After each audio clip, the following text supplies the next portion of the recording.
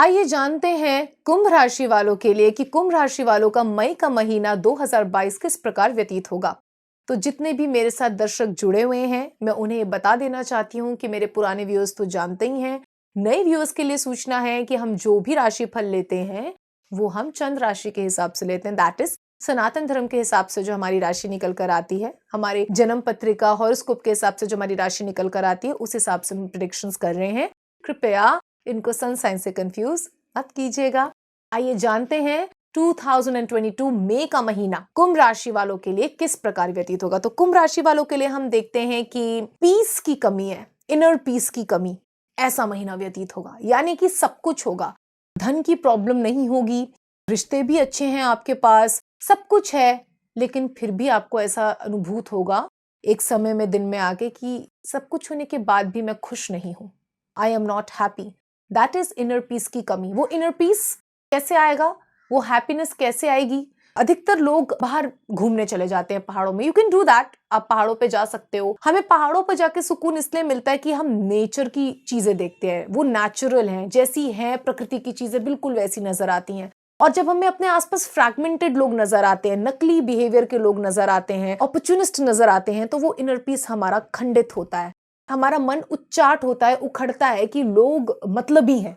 उस प्रकार की अनुभूति के कारण आप अपने आप को शांति से दूर देखेंगे। तो वो शांति को दोबारा हृदय में लाने का क्या तरीका है। अगर हम पहाड़ों में नहीं जा सकते या हम बीचेस पे नहीं जा सकते तो हम क्या कर सकते हैं, हम प्रभु की आराधना कर सकते हैं। आप प्रभु की कोई भी लीला, चाहे वो कृष्ण जी की जन्म लीला है, चाहे वो विष्णु पुराण है, चाहे वो शिव जी का पुराण है, चाहे वो रामचरितमानस है, चाहे वो दुर्गा सप्तशती का पाठ है, आप उसको पढ़ना शुरू करें, उनकी स्टोरीज को पढ़ें, उन्हें सुनाएं। उन स्टोरीज में ऐसे कई चरित्र आते हैं और ऐसी कई मनस्थितियां आती हैं जिसमें वो आप ही की तरह लोग फंसे होते हैं और उसमें से वो कैसे बाहर निकलते हैं, इसका पूरा विवरण दिया हुआ है। Then you can do like that. आप कनेक्ट करते हैं प्रभु से, उनके चरित्र से, और ये समझ पाते हैं कि उन्होंने कौन सी लीला कैसे की। और जब वो ये देखते हैं कि उनका कोई भक्त उनकी लीलाओं का गायन कर रहा है, तो वो विशेष करके आपके ऊपर दृष्टि डालते हैं और आपका रक्षण करते हैं। तो ये जो इनर पीस है ना, ये सिर्फ और सिर्फ प्रभु की कथाओं के आश्रित है।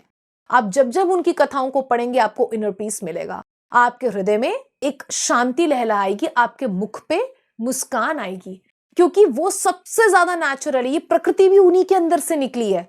जिस प्रकृति को देखने के लिए लोग पहाड़ों और बीचेस पे जाके शांति का अनुभव लेते हैं, जो तात्कालिक और कुछ दिनों की, कुछ क्षणों की होती है, वो ही प्रकृति प्रभु के अंदर से निकली है। तो सोचिए, जब आप उनका गुणगान करेंगे तो आपके हृदय में कितनी शांति आएगी।